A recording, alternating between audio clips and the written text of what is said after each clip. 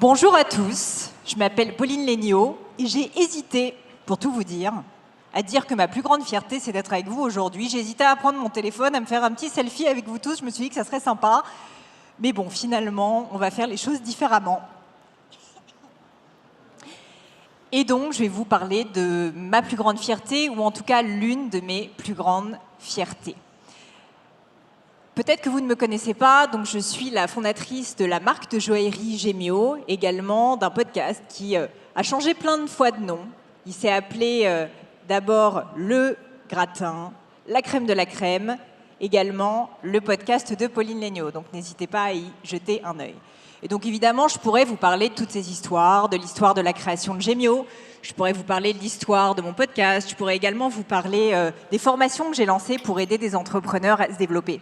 Mais en fait, quand on m'a dit le thème d'aujourd'hui, c'est la fierté, j'ai essayé de réfléchir et je me suis dit non, il faut quand même que je leur sorte un truc un peu plus intéressant que ça, parce que ça, c'est un peu l'histoire de base que j'ai déjà racontée 150 000 fois. Donc, qu'est-ce que je peux vous apporter comme valeur différente ? Eh bien, je vais vous parler d'autre chose, quelque chose, pour être honnête, que je n'ai jamais dit publiquement. Cette fierté, c'est la fierté que j'ai eue parce que j'ai réussi à accomplir un rêve que j'avais il y a maintenant 5 ans. Un rêve, quand je l'avais, qui honnêtement paraissait complètement inaccessible, complètement inabordable. Vous, il va peut-être vous paraître un peu nul, mais pour moi, à l'époque, c'était assez fou.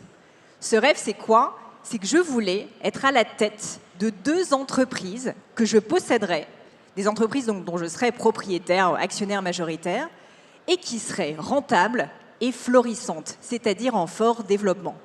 Jusque-là, on peut se dire, bon, c'est pas un rêve incroyable, voilà. Mais en fait, si je vous redonne le contexte de l'époque et ma situation à l'époque, je peux vous dire que ce rêve était en réalité complètement cinglé, vraiment. Et d'ailleurs, je ne sais même pas pourquoi j'avais ce rêve, parce qu'en fait, il était assez inaccessible. Ce que je vais vous raconter aujourd'hui, c'est comment ce rêve, c'est assez fou quand j'y pense, s'est réalisé, non pas en 5 ans, mais en 3. Donc ce rêve, vous l'avez compris, c'est d'avoir 2 entreprises qui soient rentables, dont je sois propriétaire. Je vous refais le contexte de l'époque. À l'époque, j'ai déjà créé Gemio, qui est une marque de joaillerie made in France. Je vous invite bien évidemment tous à aller regarder. Ce sont des très beaux bijoux, des pièces de joaillerie. Et notre ADN avec Gemio, c'est d'essayer de moderniser la joaillerie. J'avais été, il y a 12 ans, Place Vendôme notamment, j'avais trouvé que l'expérience, elle était assez intimidante, pas très chaleureuse. Et je m'étais dit, on peut créer de la joaillerie qui soit de qualité, fabriquée en France, mais avec une ADN plus moderne, plus jeune, tout en restant désirable. Le truc, c'est qu'à l'époque, il avait fallu financer Gemio, donc on avait fait un certain nombre de levées de fonds. Et pour être honnête avec vous, j'avais plus la majorité avec mon associé et Marie.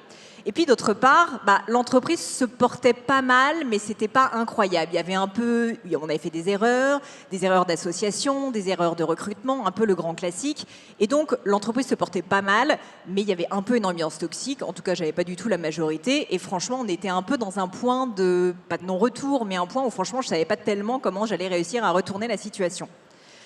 L'autre chose aussi, c'est que du coup, je me posais pas mal de questions. Je me disais, mais est-ce que j'ai envie de continuer ou pas dans cette entreprise ? Ça fait déjà 5 ou 6 ans que j'y suis.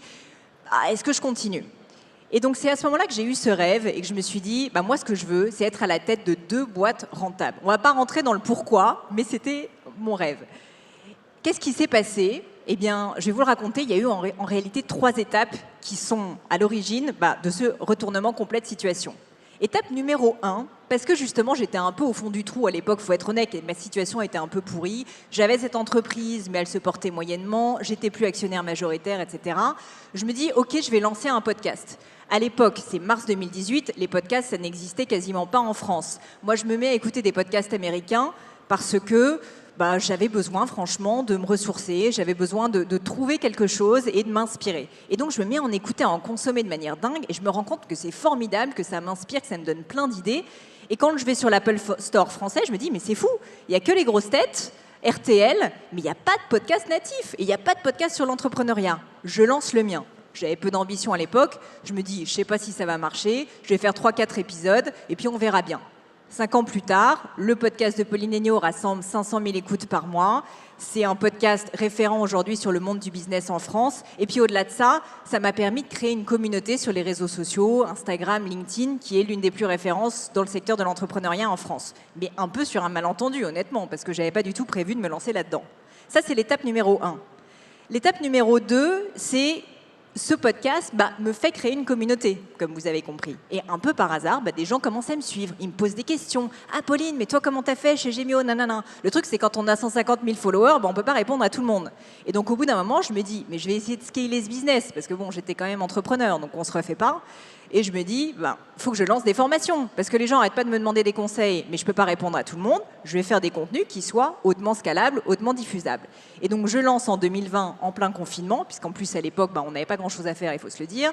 Je lance les formations d'Emian, qui aujourd'hui rassemblent plus de 10 000 clients. Et là, je touche mon objectif numéro 1, avoir une boîte florissante, qui aujourd'hui emploie 3 personnes, qui rassemble plus de 10 000 clients, satisfait, on a un NPS de 9 sur 10, c'est quand même pas mal, et qui permet justement de toucher mon premier but, à savoir une entreprise que je possède pour le coup à 100%, qui est hautement rentable et en développement.